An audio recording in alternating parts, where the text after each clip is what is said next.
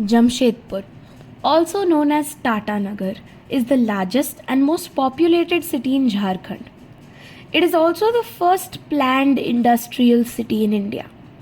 What makes it unique, however, is that the city is a juxtaposition.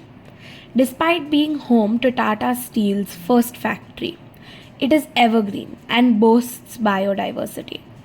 It's bustling with human and animal life, but at the same time, it's proud of its parks and other green public spaces.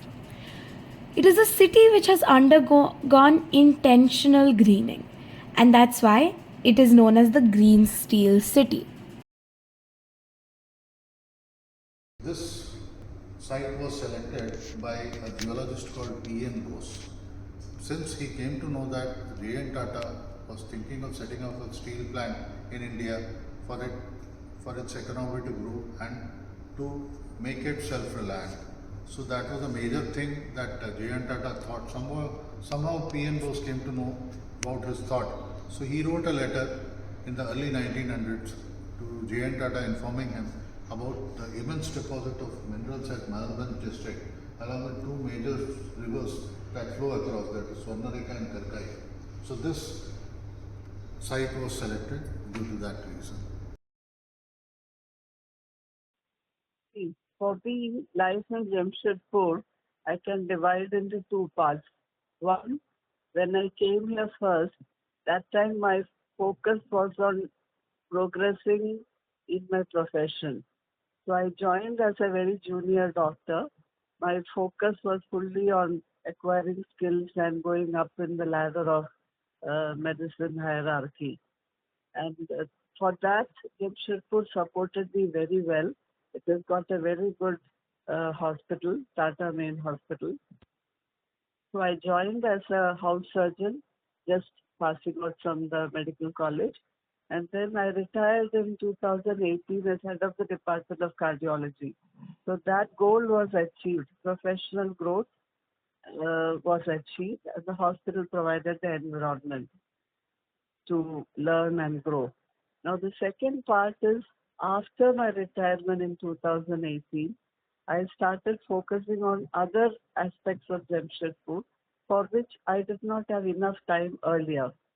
For example, I was fascinated with the flowering trees in Jamshedpur, which bloom throughout the year in different seasons.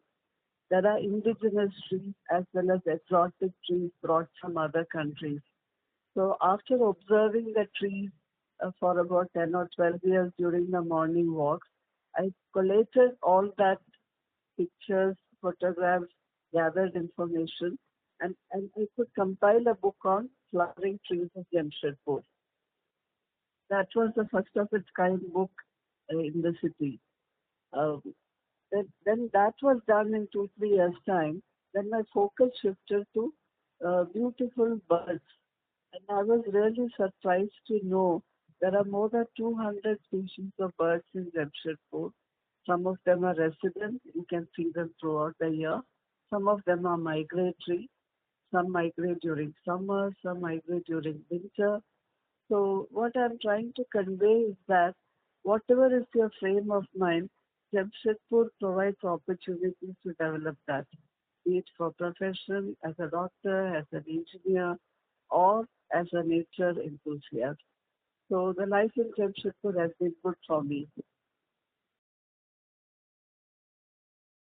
J.N. Tata had a very clear vision for the city of Jamshedpur when he decided to found it.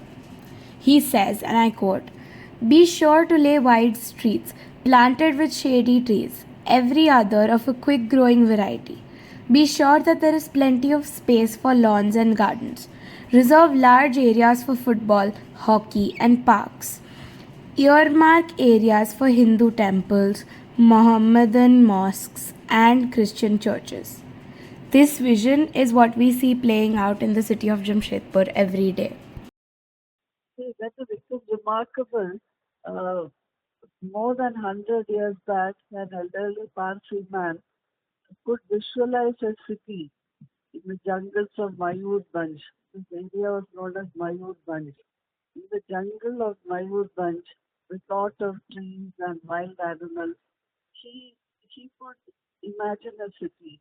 And he made it happen by getting in touch with the geologist P.N. Bose, who found out that there is iron ore, there is coal.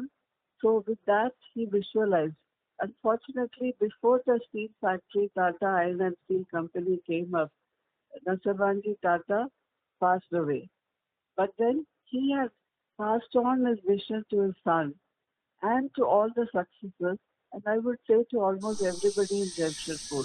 People are realizing his dream, the dream of a green city.